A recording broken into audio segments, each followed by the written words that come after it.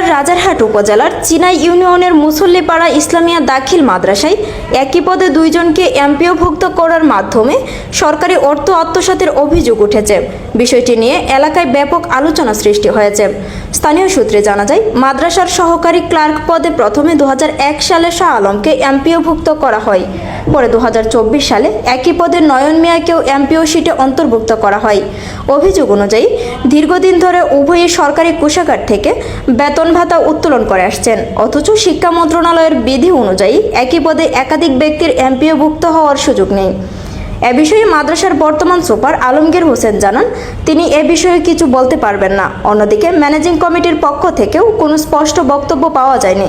রাজারহাট উপজেলা মাধ্যমিক শিক্ষা কর্মকর্তা কামরুল ইসলাম বলেন, একই পদে দুইজনের এমপিওভুক্তির বিষয়টি গুরুত্বের সঙ্গে দেখা হবে। প্রয়োজনীয় নথিপত্র যাচাই করে তদন্ত সাপেক্ষে ব্যবস্থা নেওয়া হবে। কুড়িগ্রাম জেলা শিক্ষা কর্মকর্তা শফিকুল ইসলাম বলেন, বিষয়টি খতিয়ে দেখা হবে। অনিয়ম প্রমাণিত হলে সংশ্লিষ্টদের বিরুদ্ধে প্রশাসনিক ব্যবস্থা নেওয়া হবে। Cum computer. আর ওর নাম কি? নয়ন। কাম কম্পিউটার। আচ্ছা, আপনার কম্পিউটার কি ল্যাব আছে এই মাদ্রাসায়? এ ঘটনায় সচেতন মহল, দুর্নীতি দমন কমিশন ও শিক্ষা মন্ত্রণালয়ের সংশ্লিষ্ট কর্তৃপক্ষের দ্রুত হস্তক্ষেপ কামনা করেছেন। সাথী আক্তার, ডেস্ক রিপোর্ট, প্রথম টিভি।